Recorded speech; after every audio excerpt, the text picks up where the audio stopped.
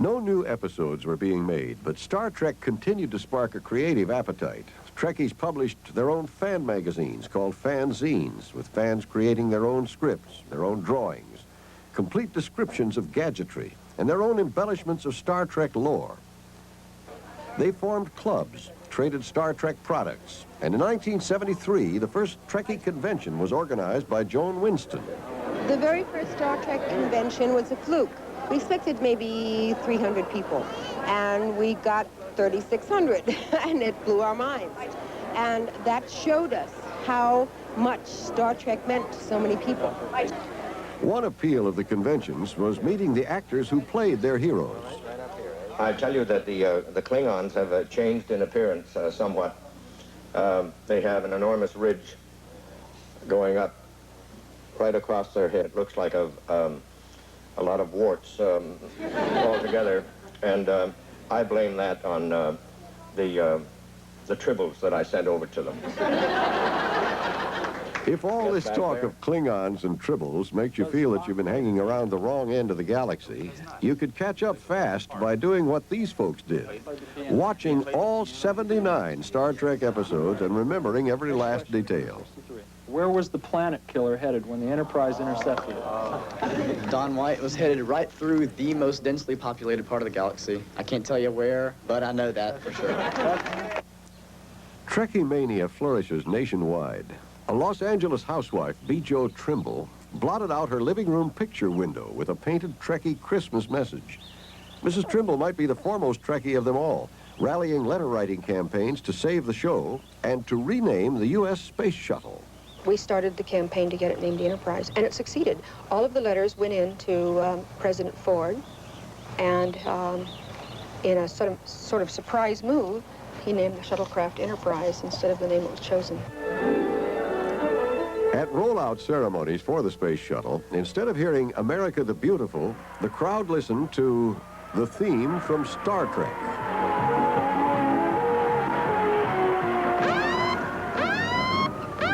Outer space has its dangers.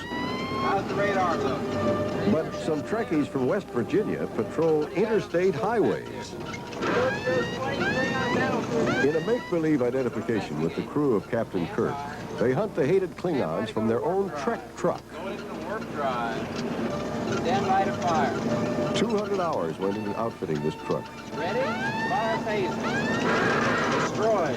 And many a motorist has been unknowingly disintegrated. Well, we were lucky, Captain, this time. No casualties. Despite the unflagging enthusiasm of Star Trek, Paramount wasn't sure it would make a popular movie. But then came Star Wars and Close Encounters, revealing a huge market for cinematic science fiction. The studio put an end to 8 years of vacillation and went ahead with the movie.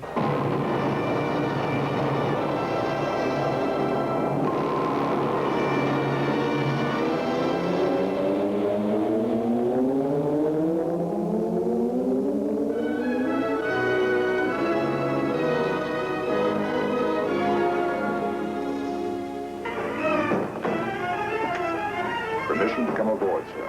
Well, I felt at that point that certainly I would not want to see the movie done without Spock, and I would not want to see anybody else play him. I've been monitoring your communications with Starfleet Command, Captain. I offer my services as science officer.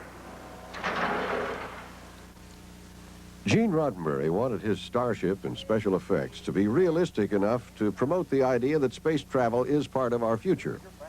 Graphics designer Lee Cole consulted several scientists before she designed the starship's bridge. I was so shocked at what we actually have at present. It was hard to even keep up with the present, let alone go into the future. A lot of this is very pretty, but it comes from interesting sources, like all these monitor screens. This is actual experimental color computer graphics readouts, and these charts and graphs you see undulating. Dock control reports ready, sir. Take us out.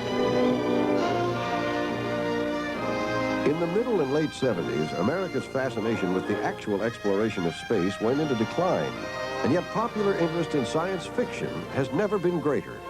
Mr. Sulu, ahead warp 1. Warport, sir. Heading, sir? Out there. That away.